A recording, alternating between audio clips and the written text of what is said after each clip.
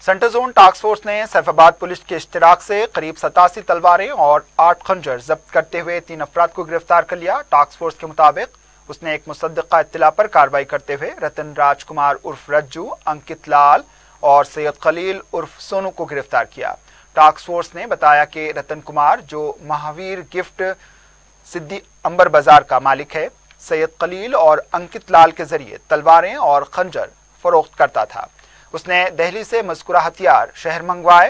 Task force ने हफ्ता और इतवार के दरमियानी शब छापा मारकर मुलजिमीन को गिरफ्तार कर लिया।